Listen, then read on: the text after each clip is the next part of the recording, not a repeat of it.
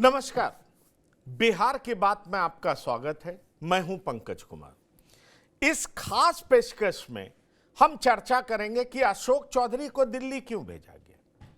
इस बात को आप जान लीजिए।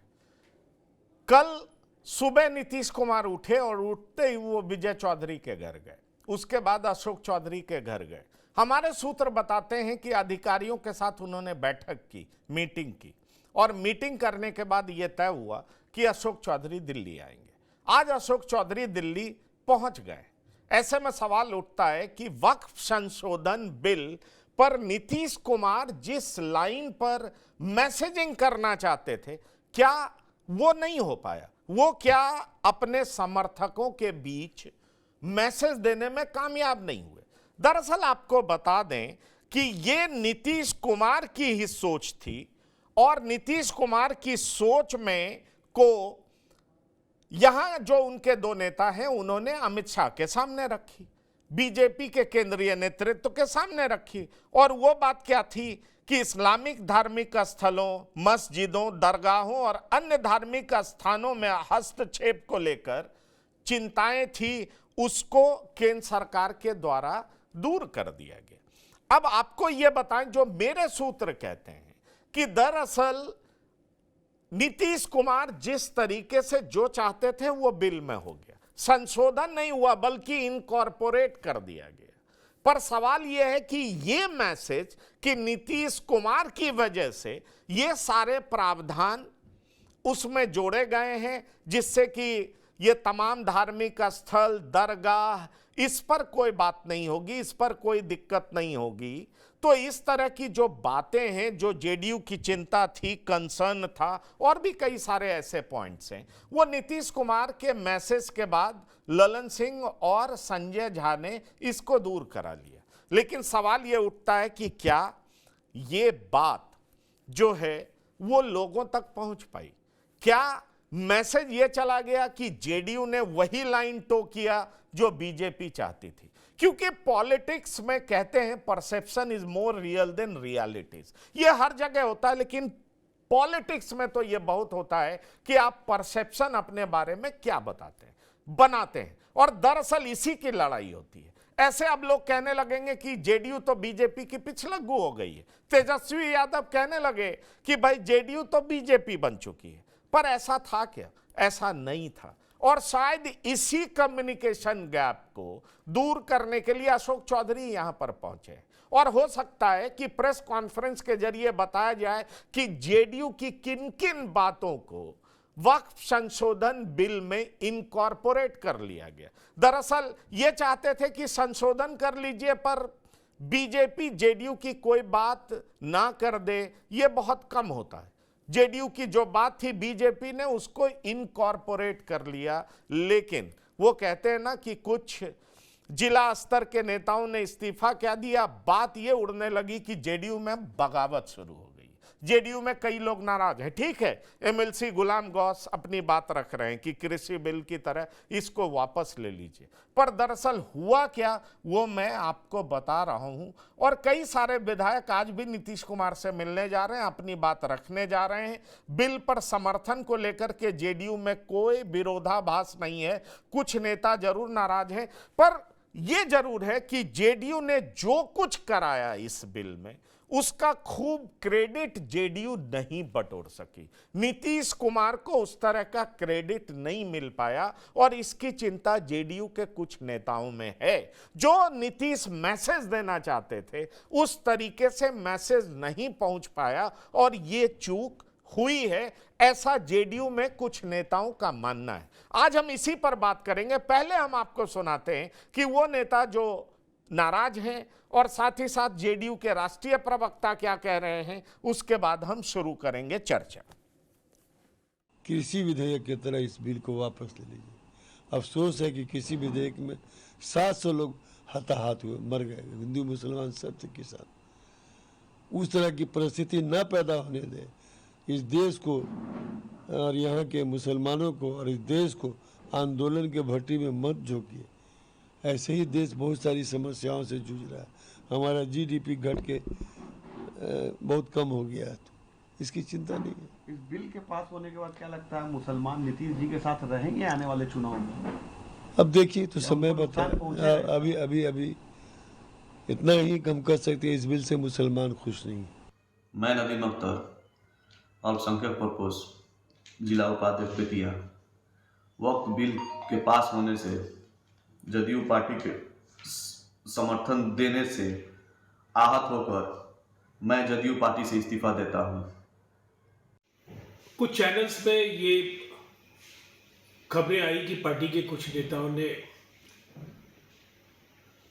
वक्त बिल के सवाल पर पार्टी छोड़ दी है।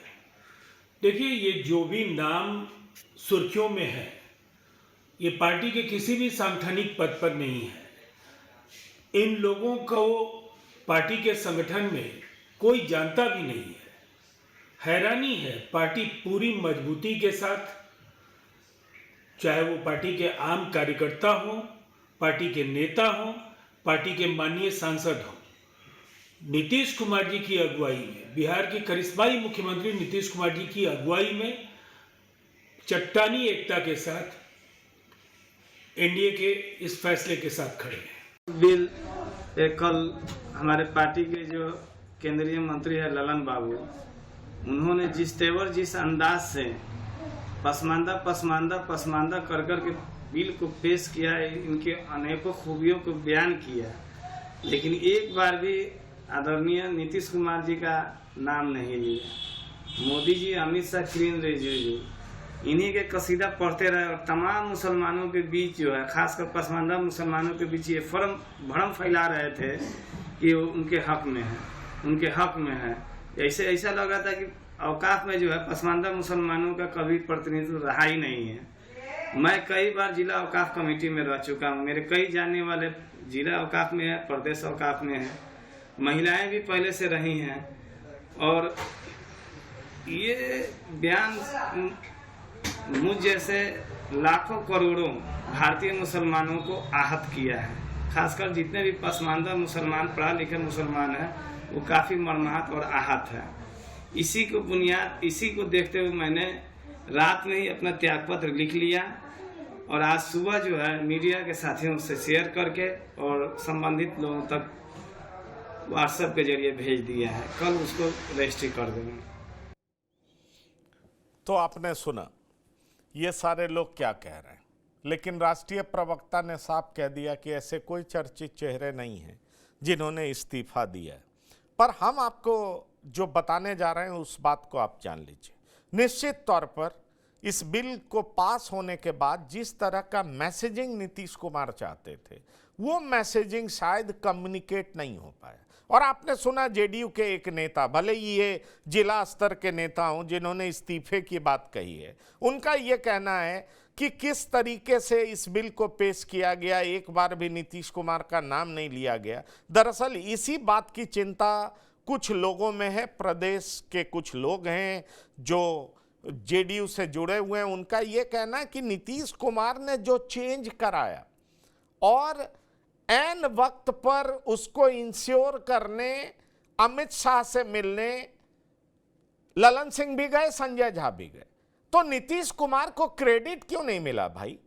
ये नीतीश जो मैसेजिंग कराना चाहते थे वो मैसेजिंग क्यों नहीं हुआ? क्योंकि अगर ये बात होती तो होता कि नीतीश के दबाव में ये सारा चीज चेंज हुआ और पब्लिक के पास ये मैसेज जाता और फिर ये कहा जाता कि ऐसा जेडीयू कराई है, तो जेडीयू की जो सेकुलर छवि है वो बरकरार रहती। ऐसा पार्टी के भीतर कई लोगों का मानना है, कहना है।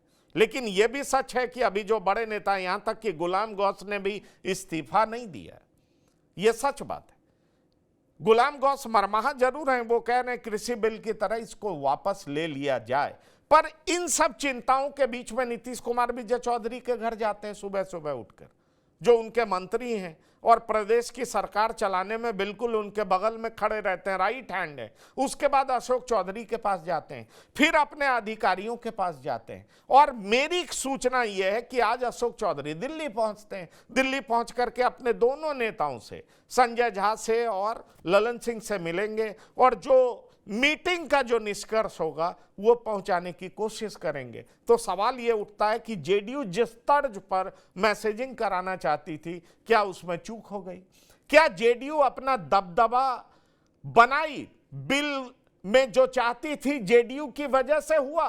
संजय झा और ललन सिंह ने भूमिका निभाई, लेकिन मैसेजिंग में कहीं ना कहीं चूक हो गया और यह बार बार कहा जाने लगा कि नहीं, नीतीश कुमार सेकुलर हैं, पर यह नहीं कहा गया जिस तरीके से कहा जाना चाहिए, जो पार्टी के भीतर दर्द है कि नीतीश की वजह से यह हुआ। जेडीयू अभी भी अपना टर्म्स डिक्टेट कर रही है, यह परसेप्शन नहीं बना। और उसके बाद देखिए कि किस तरीके के पोस्टर्स आने लगे। नीतीश कुमार संघ के पैंट में, हाफ पैंट में नजर आ रहे हैं, संघ शाखा में जाते हुए दिख रहे हैं, उनको टोपी पहनाया गया है, उनका मजाक उड़ाया जा रहा है और इस तरह की बातें हो रही है। वो जेडीयू के लिए अच्छा है क्या? ये एक बड़ा गंभीर सवाल है। पर इसका दूसरा पक्ष भी है। दूसरा पक्ष ये है कि नीतीश, नरेंद्र मोदी जब प्रधानमंत्री के उम्मीदवार बने, नीतीश ने बीजेपी से नाता तोड़ लिया था। 2 सीट जीती थी जेडीयू। 2020 में 5% वोट मिला था नीतीश कुमार को, मुसलमानों का। तो ये भी जेडीयू के भीतर एक तबका वो भी है जो इस तरह की बात सोचता है। सवाल ये उठता है कि इस बार लोकसभा चुनाव में भी 12% वोट मिला। नीतीश कुमार ने खूब मुसलमानों के लिए काम किया, पर क्या उस अनुपात में मुसलमान नीतीश को वोट देते हैं? और इसीलिए वक्फ संशोधन बिल पर नीतीश जो कर सकते थे उन्होंने किया, लेकिन वो मैसेजिंग में भले ही चूक गए हों, पर नीतीश कुमार को वोट उस हिसाब से नहीं मिलता है। ये भी हकीकत है। इस पूरी बात पर हम चर्चा करेंगे कि आखिरकार अशोक चौधरी यहां पहुंचकर क्या करने वाले हैं, जेडीयू के भीतर क्या चल रहा है और फिर क्या फैसला लिया जा सकता है, अभी और क्या स्कोप है, क्या कुछ हो रहा है, उसके बारे में हम चर्चा करेंगे। हमारे साथ जुड़ रहे हैं मेहमान, जिनसे आपका परिचय करा दें। हमारे साथ जो मेहमान जुड़ रहे हैं, राजनीतिक विश्लेषक रामबंधु वत्स, आपका बहुत स्वागत है। हमारे साथ विनय कुमार, वरिष्ठ पत्रकार, जुड़ रहे हैं, आपका भी बहुत स्वागत है। सीधा सीधा मैं रामबंधु वत्स जी आ रहा हूं आपके पास। नीतीश कुमार की वजह से इस बिल में संशोधन ही नहीं हुआ। आपको हकीकत बता दें, नीतीश कुमार का जो मैसेज था, पैगाम था, उसको बकायदा कहा गया कि इस बिल में संशोधन क्या करना है, इनकॉर्पोरेट कर लेना है, मतलब बिल का हिस्सा बना लेना है, और वो बनाया गया। पर यह सदन में नहीं बोला जा सका कि नीतीश कुमार की वजह से अमुक अमुक लाइन इस बिल में जुड़ा है, दरगाह जो इसका धार्मिक स्थल है उस पे कोई दिक्कत नहीं होगी। ये क्रेडिट लेने से जेडीयू चूक गई, वो मैसेज दे नहीं पाई। और शायद यही वजह है कि आज अशोक चौधरी उन तमाम चीजों को परखने, समझने कहां चूक हुई है, दिल्ली पहुंचे हैं, ऐसा कहा जा रहा है, मेरे सूत्र बता रहे हैं। क्या आपको लग रहा है कि जेडीयू में और भी ज्यादा बवाल होने वाला है? क्योंकि राष्ट्रीय प्रवक्ता तो कह रहे थे कोई नामचीन चेहरा छोड़ नहीं रहा है, हमारी पार्टी चट्टान की तरह मजबूत है और एनडीए में साथ खड़ी है। आप इस पूरे वाकये को कैसे देखते हैं रामबंधु वत्स जी? हमारे साथ डॉक्टर संजय कुमार भी आ गए, आपका बहुत बहुत स्वागत है।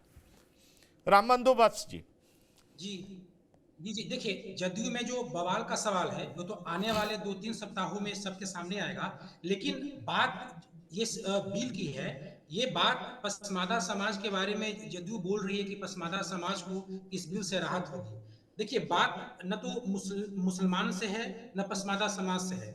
अगर धर्मनिरपेक्षता की राजनीति जो नीतीश कुमार की थी, अगर वो हाशिए पे जा रही है, ऐसा मैसेज इस समर्थन से जा रहा है, तो इसका मतलब ये होगा कि फिर उनकी जो जाति आधारित राजनीति है उसमें भी सेंधमारी होगी। अगर आप अपनी जातिगत जनाधार को काबू में रखना चाहते हैं तो इसके लिए भी एक जरूरी होता है कि अल्पसंख्यक समाज की राजनीति करें, नहीं तो आपकी राजनीति हिंदुत्व के झोली में चली जाएगी। ये जदयू के नेताओं की सबसे बड़ी चिंता का कारण है। बात ये नहीं है कि मुस्लिम समाज अब उनको वोट देता है या नहीं, मुजफ्फरपुर में ललन सिंह बोल दिए कि मुस्लिम समाज अब जदयू को वोट नहीं देता है। बात है कि अगर आप मुस्लिम समाज के हितों की राजनीति नहीं करेंगे तो फिर आप अपने जातिगत आधारित जो नहीं, जनाधार है पर उसकी भी राजनीति नहीं कर पाएंगे। आप अपनी पार्टी में राम बंधु बख्श जी, मुस्लिम के इंटरेस्ट की राजनीति तो नीतीश कुमार ने, एक मिनट, नीतीश कुमार ने हमेशा से की है। राम बंधु बख्श जी, एक मिनट मेरी बात सुन लीजिए। नीतीश कुमार अलग भी हुए थे नरेंद्र मोदी के नाम पर। आपको याद होगा 2013 में कितना वोट मिला था, यह सवाल तो उठ रहा है ना। नीतीश कुमार ने 8,000 कब्रिस्तान की घेराबंदी की, सुरक्षित किया। आप ये जान लीजिए, मरकज में शिक्षकों का सैलरी हाइक किया, कहा जाता है सरकारी शिक्षक के बराबर किया, इस तरीके से।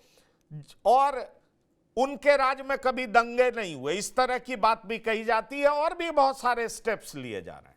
ऐसे में सवाल उठता है कि क्या नीतीश कुमार ने जितना काम किया उसके एवज में उनको वोट तो मुसलमान से मिलता नहीं, ये तो सच बात है। पर अभी जो बात आ रही है कि जो क्लॉज नीतीश कुमार चाहते थे वो बिल में आया भी, ये सच बात है, लेकिन जेडीयू उसको बहुत ज्यादा भुना नहीं सकी। जी देखिए, पहली बात यह कि क्या जो वक्त का जो मौजूदा यानी संशोधन बिल से पहले का जो सांचा था, उससे जो गरीब तबका है मुसलमान का, वो उबरना चाहता था क्या, या इस तरीके की लड़ाई के लिए वो जदयू से अपेक्षा की है क्या? ये इस समर्थन का सीधा सा जो एक मैसेज ग्राउंड पे जा रहा है कि ये मुस्लिम के मामलों में हस्तक्षेप जैसा है।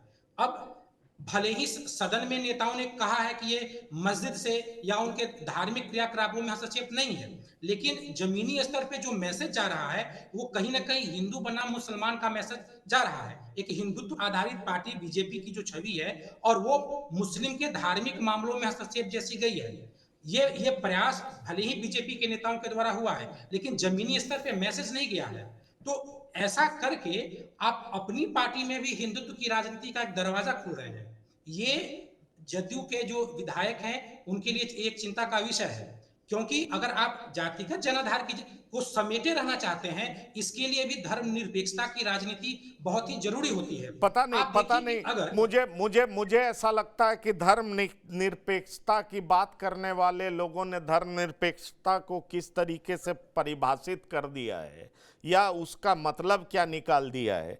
पर एक हकीकत आपको बता दें कि ये जेडीयू ही थी जिसकी वजह से इस्लामिक धार्मिक स्थलों, मस्जिदों, दरगाहों और अन्य मुस्लिम धार्मिक स्थानों में हस्तक्षेप को लेकर के जेडीयू की चिंताएं थी, जिसे केंद्र सरकार के द्वारा दूर कर दिया गया। ये क्रेडिट नीतीश कुमार को मिलना चाहिए, और उनके संदेशवाहक संजय झा और ललन सिंह थे।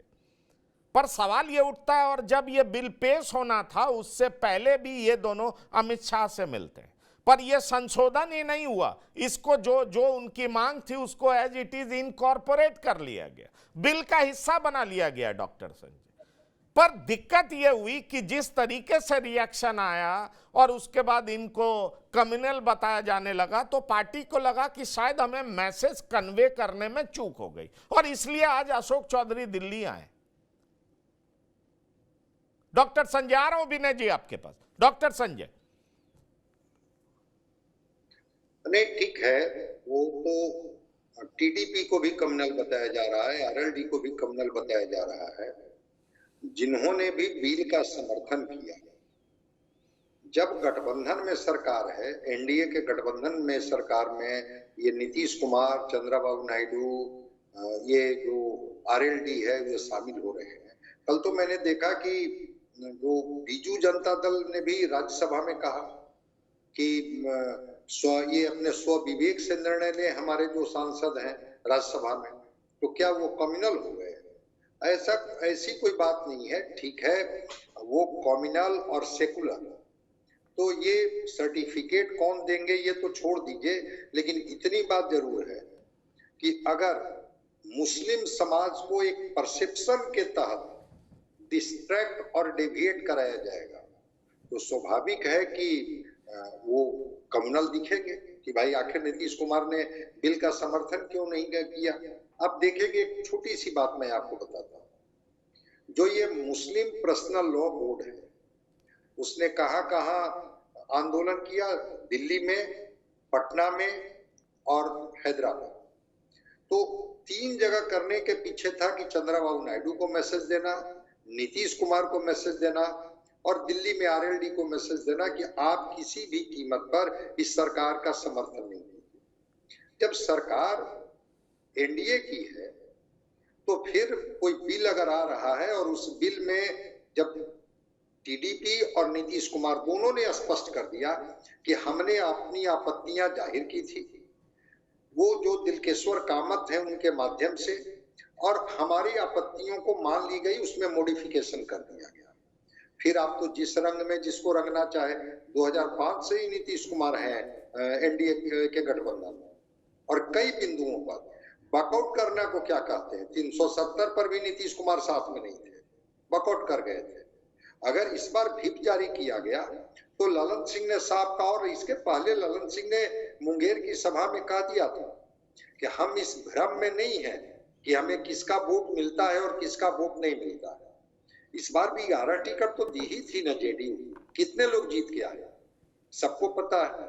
और अगर वोटों का गणित इनके साथ होता और 12% वही एनडीए को वोट मिलता है 2024 के लोकसभा चुनाव में, तो क्या 2024 में एनडीए क्या सेकुलर हो गई थी और 2020 में नीतीश कुमार कम्युनल हो गए थे? देखिए, ये परसेप्शन और इमोशन का एक खेल चलता है। अब उसमें आप कैसे जनता के बीच में चीजों को ले जाते हैं, बिल्कुल चीजें आप ठीक कह रहे हैं। हमारे साथ विनय जी भी हैं, विनय जी इस पर प्रकाश डालेंगे, पर एक दो बात विनय जी मैं आपसे साझा करना चाहूंगा। जिस तरह का रिएक्शन हुआ, कल नीतीश कुमार विजय चौधरी के घर गए, अशोक चौधरी के घर गए, अपने अधिकारियों से बात की, आज उनसे कई सारे विधायक मिलने जा रहे हैं, अपनी शंकाएं उनके सामने व्यक्त करेंगे, जो दुविधा वाली स्थिति होगी वो व्यक्त करेंगे। पर अशोक चौधरी दिल्ली आ चुके हैं, ऐसा कहा जा रहा है, हमारे सूत्र कह रहे हैं। पर आपसे एक बात बताएं कि बिल पेश करने से पहले ललन सिंह और संजय झा अमित शाह से मिलते हैं और इस बैठक में उन्हें यह बताया गया कि जेडीयू के सुझावों को विधेयक में समाहित किया गया, इनकॉर्पोरेट किया गया। ये हकीकत है। मतलब ललन सिंह संजय झा जो चाहते थे उसको बकायदा इनकॉर्पोरेट किया गया, और इसीलिए ललन सिंह जोर जोर से लोकसभा में बोल रहे थे कि भाई हमें सेकुलरिज्म का सर्टिफिकेट नीतीश कुमार को किसी से नहीं चाहिए। पर पार्टी के भीतर यह मैसेज है कि हमारी वजह से जो कुछ हुआ उसका हम क्रेडिट सदन में नहीं ले पाए, परसेप्शन लेवल पर हमसे चूक हो गई। नीतीश जो मैसेज देना चाहते थे वहां पर नीतीश चूक गए, उनकी पार्टी चूक गई। नहीं, देखिए पंकज जी, सबसे बड़ी बात है कि इनकॉर्पोरेट इस समय नहीं किया गया। संजय झा और ललन सिंह के मिलने के समय नहीं इनकॉर्पोरेट, नहीं, वो पहले ही किया गया, लेकिन उसको इंश्योर किया इन्होंने। नहीं, जब आप समझिए इन चीजों को, जब जेपीसी बना तो उसमें जनता दल के थे दिलेश्वर कामत, जो लोकसभा में जनता दल के नेता हैं, संसदीय दल के लोकसभा में नेता दिलेश्वर कामत जेपीसी में कमेटी में थे। और जेपीसी कमेटी जो थी उसमें बहुमत के लिए दिलकेश्वर कामत, अरुण भारती और चंद्रबाबू नायडू के जो प्रतिनिधि थे, इनका महत्वपूर्ण योगदान था, क्योंकि ये 3 वोट बड़ा डिसाइडिंग थे। अगर ये उधर चले जाते विपक्ष के साथ तो बहुमत विपक्ष का हो जाता। लेकिन अगर ये एनडीए के साथ रहे तो उस समय ही जो नीतीश कुमार संशोधन चाहते थे उसी समय ये संशोधन हुआ। दिलेश्वर कामत के माध्यम से उन्होंने ये संशोधन कराया, और जब वो संशोधन की जानकारी इनको मिली तो संशोधन पास हो, जो जेपीसी ने संशोधन करके दिया, तो संशोधन करके दिया, वो संशोधन को संसद से पास कराना पड़ता है। पार्लियामेंट्री डेमोक्रेसी का ये नियम है। ये कोई जरूरी नहीं कि जो जेपीसी ने जिन संशोधनों को दिया वो संशोधन उसमें भी अमेंडमेंट हो सकता है। तो ये इंश्योर कराने के लिए गए थे कि जो संशोधन जेपीसी में हुआ है, ज्वाइंट पार्लियामेंट्री कमेटी की रिपोर्ट में, वो सारे संशोधन पास होने चाहिए। और जब अमित शाह ने एश्योर किया इन दोनों नेताओं को कि वो सारा संशोधन पास होगा, और ये भारत के इतिहास में मुझे लगता है पहली बार हुआ होगा कि जेपीसी ने जितना रिकमेंडेशन किया सारे रिकमेंडेशन को स्वीकार कर दिया गया। इस बिल पर व्यापक चर्चा हुई। मुझे नहीं लगता है कि देश में किसी भी बिल पर इतनी व्यापक चर्चा हुई होगी। जीपीएससी की सबसे ज्यादा बैठकें हुई, इसके अलावा कई राज्यों में उसकी बैठकें हुई, कई लाखों पत्र सुझाव इसमें आए हैं। इसके अलावा पार्लियामेंट में अगर आप देखिएगा तो 2-2 बजे रात तक पार्लियामेंट चला, लोकसभा राज्यसभा, और तब बिल पास हुआ। लंबा डिस्कशन हुआ। तो लोकतंत्र में तो डिस्कशन से चीजें तय होती है, चर्चा के माध्यम से होती है। और लोकतंत्र की यही खूबसूरती है कि जिसके पक्ष में 51 का बहुमत होता है उसकी बात मानी जाती है और 49 की बात सुनी जाती है। तो जो कांग्रेस के लोग थे, जो तमाम लोग थे, वो अपनी बात कहने में सफल रहे। और चूंकि नीतीश कुमार का क्रेडेंशियल जो है सेकुलर क्रेडेंशियल रहा है, उन्होंने, ललन सिंह ने भी पार्लियामेंट में कहा कि भाई जितना काम नीतीश कुमार ने किया है मुस्लिम समाज के लिए उतना किसी ने किया है। बिहार में नीतीश कुमार कर रहे हैं और देश में नरेंद्र मोदी कर रहे हैं इन कामों को। उन्होंने स्पष्ट रूप से संसद में इसकी जानकारी संसद सदस्यों को दी। भागलपुर दंगे का उन्होंने जिक्र किया कि भागलपुर दंगे में क्या हुआ, उसमें सजा दिलाने का काम नीतीश कुमार ने किया। उनके राज में किस तरह से मदरसों का हुआ, किस तरह से विनय जी, जो मेरी जानकारी है वो मैं आपको बता दूं, मैं आपको सुना। एक्चुअल में 44 संशोधन की बात पूरे जेपीसी मेंबर्स की तरफ से थी, 14 संशोधन टीडीपी और जेडीयू के तरफ से था। लेकिन जो मूल बातें थी, जो संशोधन के रूप में ये लोग चाहते थे, उसको बिल में इनकॉर्पोरेट ही कर लिया गया, ऐसा मेरे पास सूचना है। फिर 14 संशोधन जेडीयू और टीडीपी दोनों के दबाव में हुआ या सहयोग से हुआ, जैसे भी हुआ, लेकिन कुछ ऐसी बातें जिसको इनकॉर्पोरेट कर लिया गया, ये बात मुझे बताया गया। तो सवाल ये उठता है, नहीं, जेपीसी के एक सदस्य से मेरी बातचीत हो रही थी, उन्होंने मुझे बताया कि भाई देखिए, जो जेपीसी बना है उसमें जो भूमिका बीजेपी की लाइन तय थी, विपक्ष की भी लाइन तय थी, लेकिन जो 3 लोग ये लोग थे, ये डिसाइड करते, ये जिनके साथ जाते उनकी बात, वो बहुमत उसका होता और वही बात तय होता। तो उसमें नीतीश कुमार का जो भी संशोधन था उसको स्वीकार कर लिया गया, अरुण भारती का भी संशोधन स्वीकार किया गया। तो जो लोग, चंद्रबाबू नायडू का भी संशोधन, क्योंकि इन लोगों का छवि जो रहा है, चाहे चंद्रबाबू नायडू हो, चाहे चिराग पासवान हो, चाहे नीतीश, इनका क्रेडेंशियल है सेकुलरिज्म का। और चिराग पासवान ने भी कहा कि भाई मैं रामविलास पासवान, चलिए ठीक है। देखिए बात क्या है, जेडीयू के भीतर मरमरिंग किस चीज को लेकर के, हमारे साथ संतोष कुमार जी भी जुड़ गए हैं, वरिष्ठ पत्रकार हैं।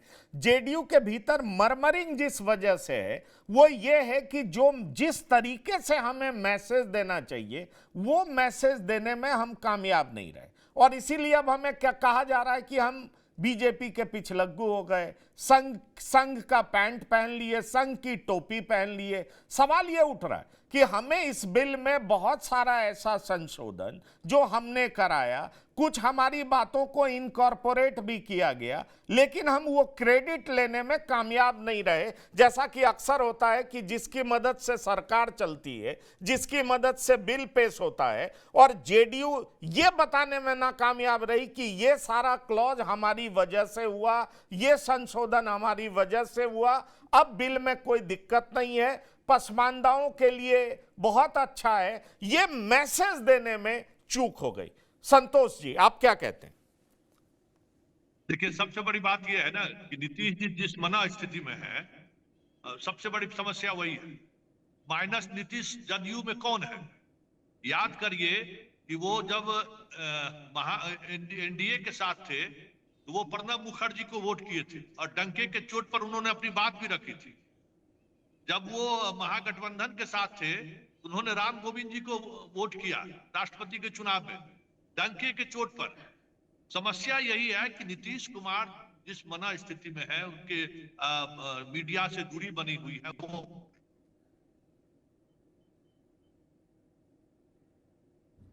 नीतीश कुमार से बेहतर मैसेजिंग कौन दे सकता है? आप ही देखिए ना कि 2013 में जब वो बीजेपी का साथ छोड़े, आप वो दौर रखिए कि जब नरेंद्र मोदी का पार्टी उन्होंने रद्द किया, बीजेपी छोड़ी उन्होंने, तो वो मैसेज खुद देते थे, अपनी बात को वो खुद रखते थे। लेकिन अब वो खुद बीमार हैं, आप कई मौके पर उनको आप देख चुके हैं, तो आप इसलिए ये प्रॉब्लम है। संजय सिंह हो चाहे ललन सिंह हो, ये लोग उस तरीके से बात को नहीं रख पाए जो बात उनको रखनी चाहिए, क्योंकि पार्टी के प्रति जिम्मेवारी उनकी नहीं। वो एक पार्टी कार्यकर्ता की तरह काम करते हैं। पार्टी के जिम्मेवार one man party Nitish Kumar, और वो नीतीश कुमार बीमार है। इसका कह सकते हैं कि कहीं न कहीं नुकसान हुआ है। नहीं तो अगर जो बातें हम लोग खबर चला रहे हैं कि क्या क्या संशोधन हुआ नीतीश कुमार की वजह से, नायडू की वजह से, वो उतनी मजबूती से वो बातें रख सकते थे, लेकिन कोई रखने वाला स्थिति में नहीं है, क्योंकि ललन सिंह या संजय झा या विजय चौधरी अपनी टीआरपी अमित शाह के पास बनाए रखना चाहते हैं कि भाई हमारा गेस्चरिंग होते रहे कि नहीं ये इस जो कुछ है सब बीजेपी का है।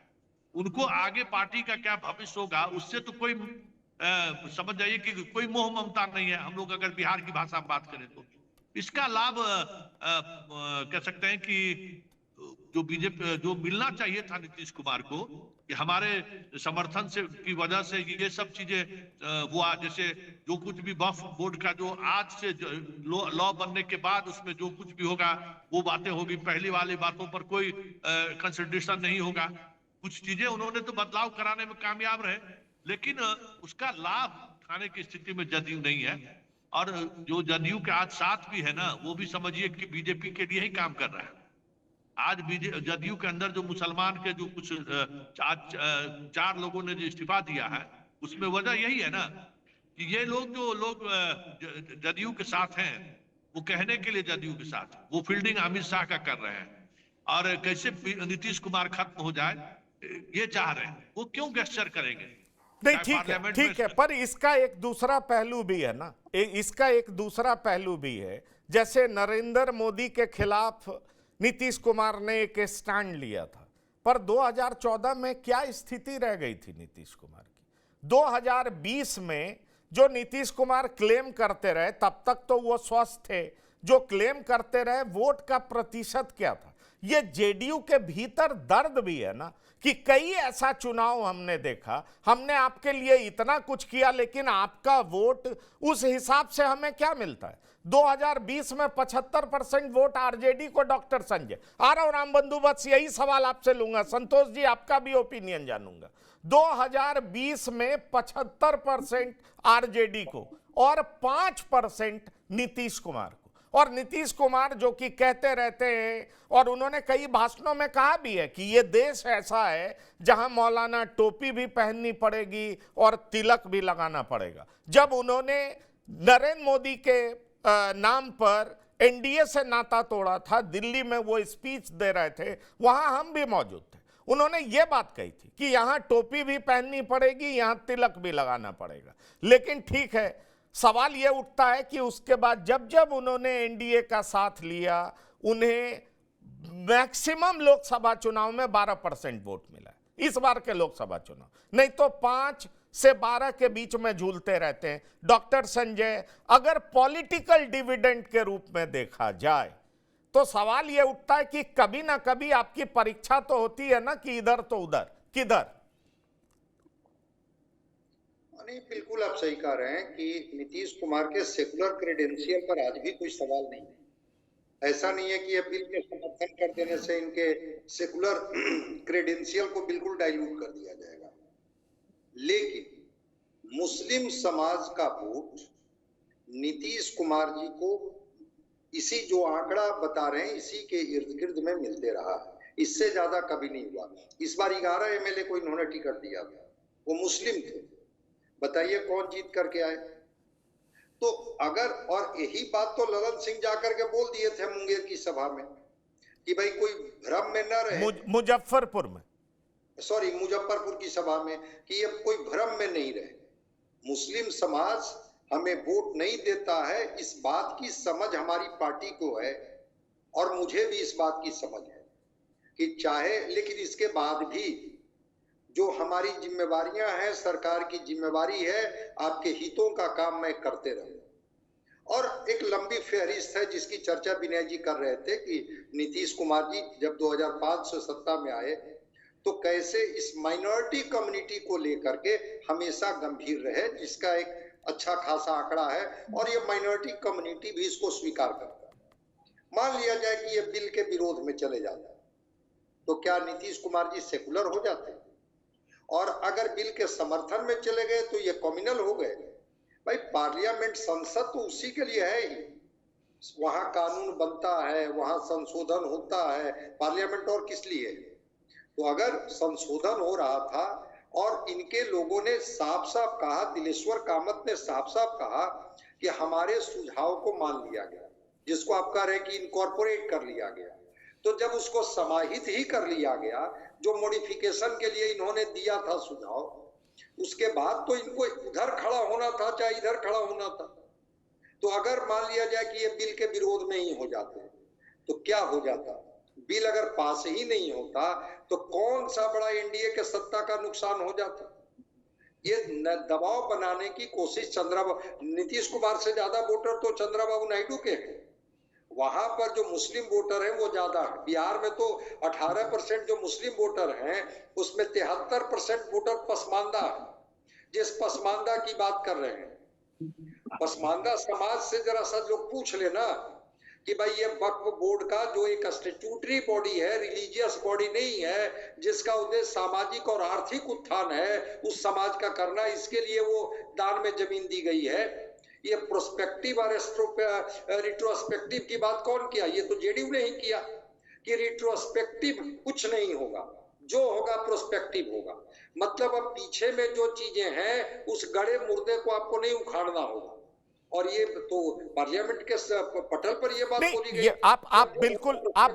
आप बिल्कुल डॉक्टर संजय ठीक कह रहे हैं। वही बात तो मैं कह रहा हूं कि जेडीयू ने जितना कुछ किया उसका क्रेडिट लेने में चूक गई जेडीयू, ये बात मैं कह रहा हूं। और इसकी ये मैं नहीं कह रहा हूं, पार्टी के भीतर कई लोग कह रहे हैं, उनकी चिंता है कि जितना हमने किया उसका क्रेडिट लेने में हम चूक क्यों गए। और दूसरी बड़ी बात यह है कि जेडीयू के लोग अभी भी इस बात को क्यों नहीं लोगों के पास कह रहे हैं कि अरे भाई हमने कोई रिलीजियस बॉडी में संशोधन के लिए समर्थन नहीं किया, हमने स्टैट्यूटरी बॉडी में परिवर्तन के लिए संशोधन किया है, जो पहली बार नहीं हुआ है, 2013 में भी हुआ है, 95 में भी हुआ है, कई बार हुआ है, राम बंदोबस्त। तो आपको नहीं लगता कि कहीं ना कहीं जेडीयू जो मैसेज पास करना चाहिए और अभी भी आना चाहिए कि अरे हमने क्या कोई मुसलमानों के साथ भेदभाव किया है, उनके धार्मिक संस्था में हमने कोई चोट पहुंचाई है? नहीं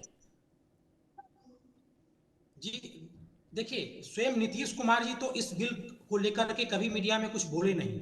ललन सिंह जी जब मुजफ्फरपुर में बोले कि हमें पता है कि हमें अल्पसंख्यक समाज का वोट मिलता है या नहीं, और फिर सदन में ललन सिंह जी ही बोले, यानी इसको इस तरीके से पेश किया गया या एक मैसेज मुस्लिम समाज में जा रहा है कि 2020 में जो जदयू को मुस्लिम समाज का कम वोट मिला, ये उसी की सजा है।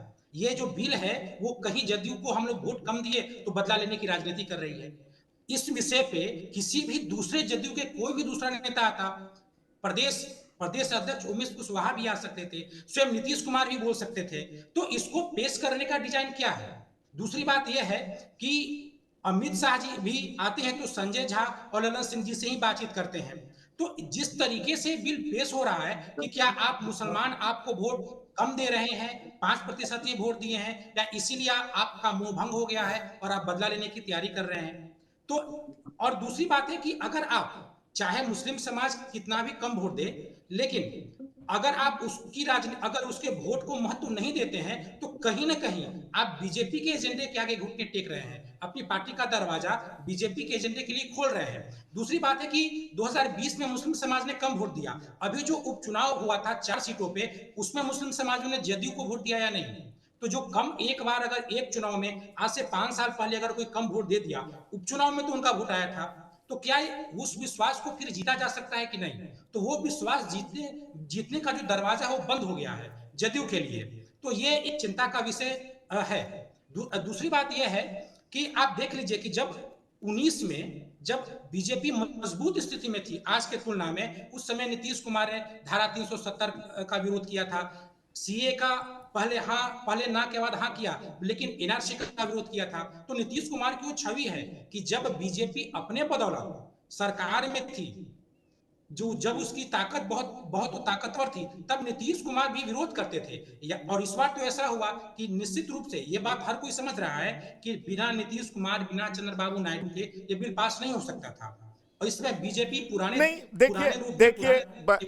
देखिए दो बात जो है वो है क्या कि भाई आप प्रोग्रेसिव पॉलिटिक्स करेंगे ना, कब तक इस तरह की बातों से आप, पहले तो ये बात होती थी बीजेपी के साथ गए तो आप कम्युनल हो गए। अरे एक वोट से वाजपेयी जी आ रहे थे ना, अब वाजपेयी जी सबको सेकुलर लगते हैं, पहले वाजपेयी जी सेकुलर थे, आडवाणी जी कम्युनल थे।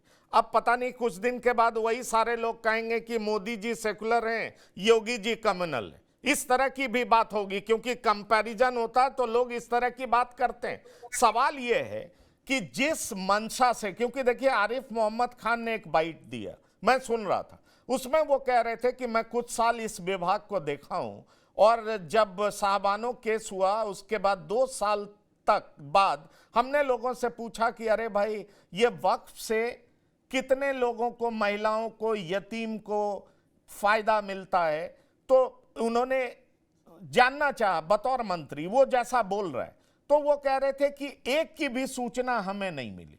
तो आखिरकार वक्फ किसके हाथ में, कौन लोग वक्फ की प्रॉपर्टी चला रहा है, किसका इंटरेस्ट जा रहा है? और आपने पार्लियामेंट में बहुत कुछ सुना भी होगा, ओवैसी के लिए कई लोगों पर यह आरोप लगाया गया कि इतने रुपए में वो इतने साल केवल किराया देते हैं और कितनी प्रॉपर्टी अपने पास रखे हुए। तो विनय जी, सवाल यह है कि जब 95 में परिवर्तन हो सकता है, 2013 में हो सकता है, तो नरेंद्र मोदी के सरकार में क्यों नहीं हो सकता? नहीं, संसद में तो स्पष्ट रूप से कहा गया कि 2013 में जो परिवर्तन हुआ, संशोधन हुआ, उसके कारण इसकी आवश्यकता 2025 में पड़ गई। क्योंकि उस समय जो संशोधन हुआ, उस संशोधन में अगर वक्फ कोई भी जमीन को कह देता कि ये वक्फ की जमीन है, तो वो वक्फ की जमीन हो जाती, और उसकी सुनवाई भी हाई कोर्ट, सुप्रीम कोर्ट में नहीं हो सकती थी, ट्रिब्यूनल के माध्यम से फैसला होता था।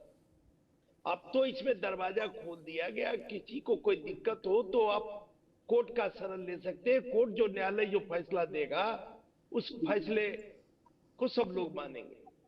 तो संशोधन कई मायने में बहुत ही आवश्यक था।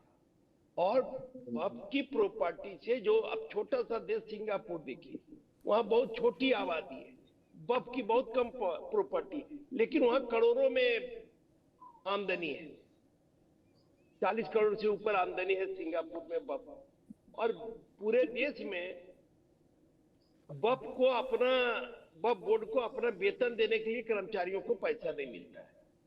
तो ये स्थिति, और बिल में तो कई अच्छे काम और अच्छे संशोधन थे, जिसको माना पार्लियामेंट ने भी उसको पास किया कि अब वक्फ बोर्ड को राशि कम देनी पड़ेगी, 7% से 5% कर दी गई। बाकी जो पैसा बचेगा वो महिलाओं के विकास के लिए, विधवाओं के विकास के लिए, गरीबों के विकास के लिए उस पर खर्च होगा। अब आप देखिए, तिरुपति जैसे मंदिर से जब आमदनी होता है, कितना वहाँ हॉस्पिटल चलता है, कितना स्कूल चलता है, और उन स्कूलों में या उन अस्पतालों में सभी जाति धर्म के लोग जाते हैं, कोई एक नहीं। महावीर मंदिर का जो कैंसर हॉस्पिटल है पटना में, देखिए ये हॉस्पिटल है, तो अगर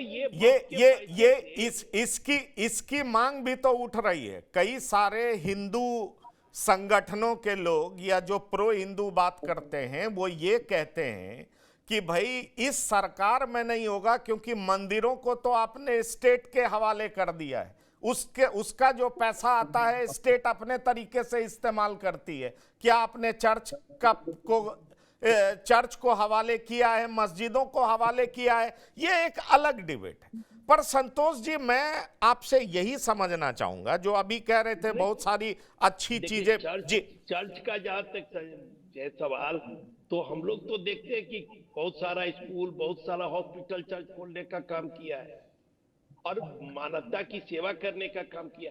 अब वक्फ बोर्ड को जिस तरह से रेगुलेट किया जा रहा है नए कानून के तहत, वक्फ बोर्ड भी ये काम करेगा। अब इसमें पसमानदा मुसलमानों को भी उसका हक मिलेगा, उसका रिप्रेजेंटेशन मिलेगा, महिलाओं को उसका रिप्रेजेंटेशन मिलेगा। तो ये एक तरह से रिफॉर्म होना चाहिए, तो रिफॉर्म करने का काम किया गया। मुझे लगता है कि ठीक है, अभी जो एक वर्ग है उस वर्ग को सारी चीजें को समझने की आवश्यकता है, और कुछ लोग जो इससे पीड़ित है, जिनको नुकसान होगा, वो आंदोलन खड़ा करने की भी कोशिश कर रहे हैं। ठीक है संतोष जी, आमदनी ही कुछ लोगों के हाथों में जा रही थी। ठीक है संतोष जी, मैं आपसे ये पूछना चाहूंगा, क्या आप, अगर हम पॉलिटिकली इसको देखें, तो आपको ये लगता है कि जेडीयू ने जरूर मुसलमान समाज के कंसर्न को ध्यान में रखा इस बिल में, लेकिन वो मैसेज पास करने से चूक गई, और इसका नुकसान जो 5% हो, 7% हो, 12% हो, उस वोट का व्यापक पैमाने पर नुकसान होता आप देख रहे हैं विधानसभा चुनाव में? देखिए, इसमें तो कोई दो मत नहीं है कि नीतीश कुमार कहीं न कहीं अगर खुद स्वस्थ रहते तो ये स्थिति नहीं बनती। वो तो बात है, वो लॉस इनका हो गया है। लेकिन देखिए 2025 का चुनाव, जहां देखिए बिहार की राजनीति जिस मुहाने पर खड़ा है, वहां लोगों के पास विकल्प की बात आती है, लालू और माइनस लालू। मुसलमानों ने तो हमेशा लालू के साथ, मैक्सिमम चुनाव में लालू के साथ रहे।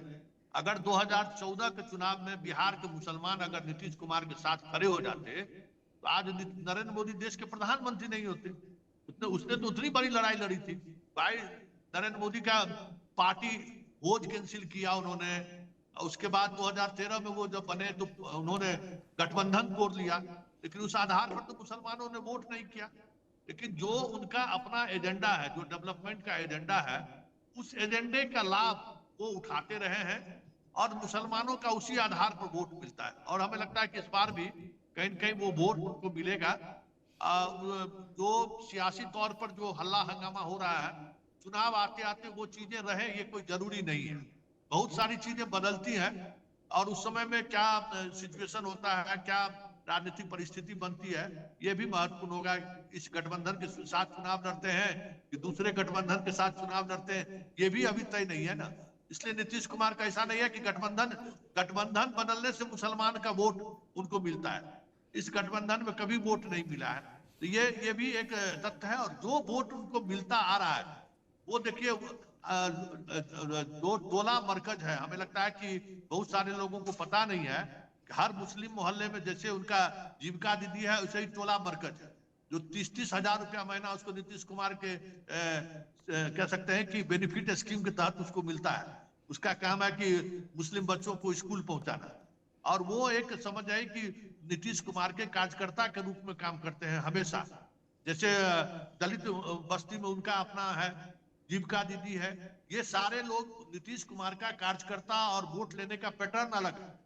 तो जो टोला मरकज है ना, वो नीतीश कुमार को, आप बताइए, जिसको 15,000 वेतन था उसको 30,000 अभी ये वेतन कर दिया। तो स्वाभाविक तौर पर नीतीश कुमार बने रहेंगे, तब तक हम बने रहेंगे, ये इमेज उनका है।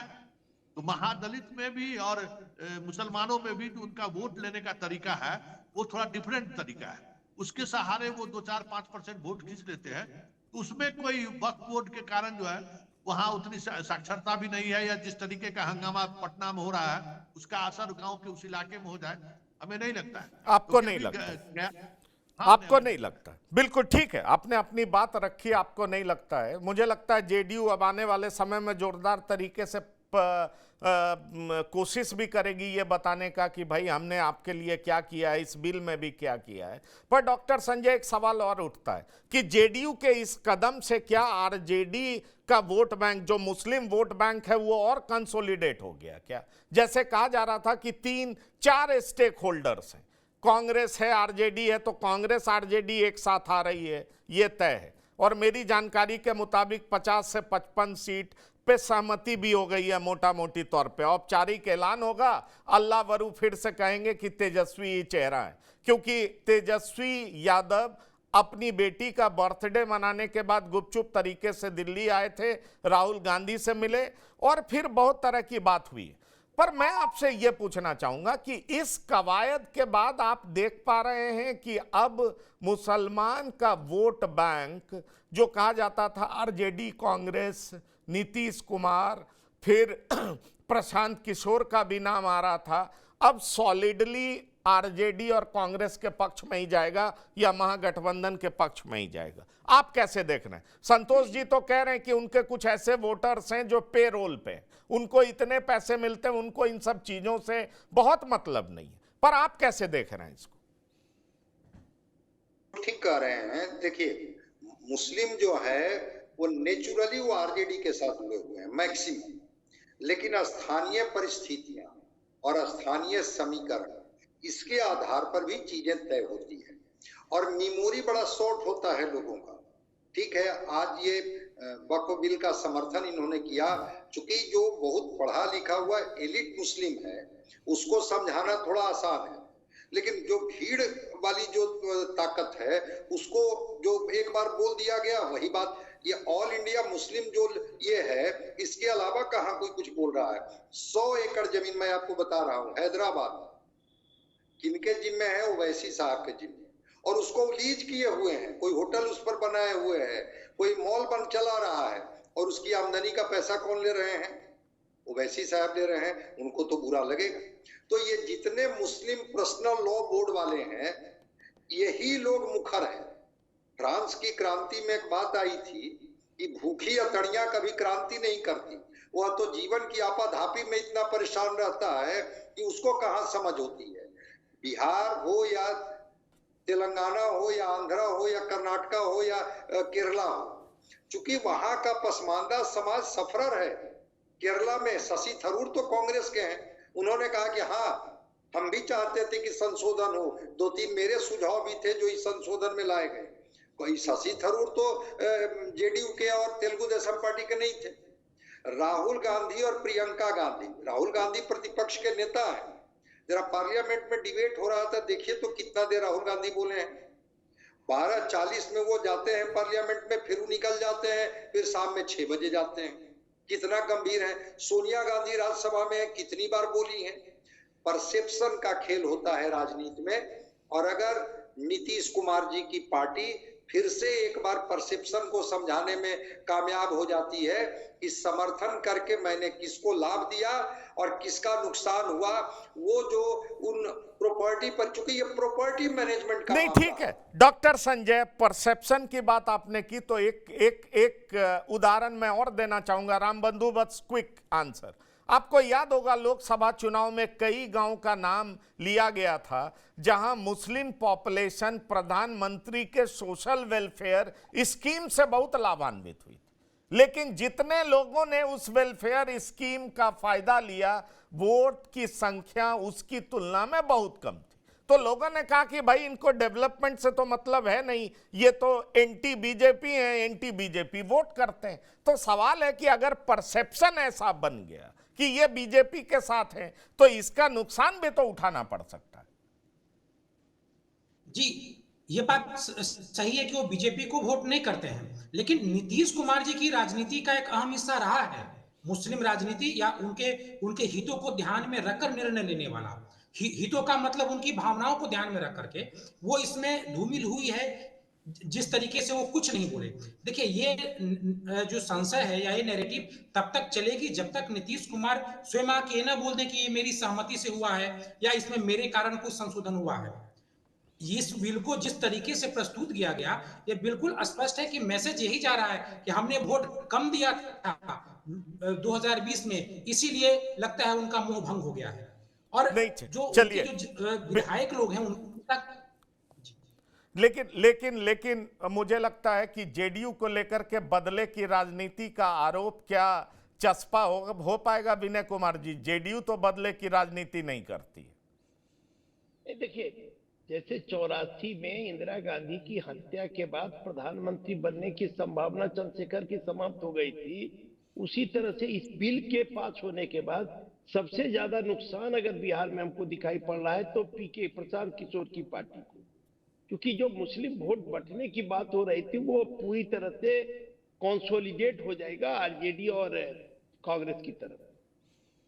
चलिए, तो ये आप बड़ी बात कह रहे हैं, पर यही गंभीर सवाल है, अभी कुछ महीने बाकी है और संतोष जी भी कह रहे थे कि उनके वोटर्स इस तरह के हैं। आप लोगों ने भी कहा नीतीश कुमार का जो क्रीडेंशियल रहा है, सवाल भले ही ये हो कि वो सदन में उस तरह का मैसेज दे पाने में नाकामयाब रहे हों, लेकिन पार्टी निश्चित तौर पर वॉर फुटिंग पे ये मैसेज जरूर पास करना चाहेगी कि ये सारे क्लॉज जेडीयू के वजह से ऐड हो पाए, जो कि मुसलमानों के हित में है। जेडीयू कभी भी धार्मिक मुद्दे पर धार्मिक भावनाओं को किसी भी समाज का अहित करना नहीं चाहती है। हाँ ठीक है, जो स्टैट्यूटरी बॉडी है उसमें संशोधन होना चाहिए, बदलाव होना चाहिए, उसका हमने समर्थन किया। बहरहाल पार्टी के भीतर जो भावनाएं थी उसकी हमने विशेष चर्चा की। अशोक चौधरी दिल्ली आए हैं, हमारे सूत्र बता रहे हैं। अब सवाल उठता है कि पार्टी आगे की रणनीति क्या तय करती है, वो भी हम आपको बताते रहेंगे। संतोष कुमार जी, डॉक्टर संजय कुमार, रामबंधु बस जी, विनय कुमार जी, बिहार की बात में शिरकत करने के लिए बहुत बहुत धन्यवाद और शुक्रिया। तो बिहार की बात में इतना ही। ताजा तरीन खबरों के लिए आप लगातार देखते रहिए TV9। धन्यवाद, नमस्कार।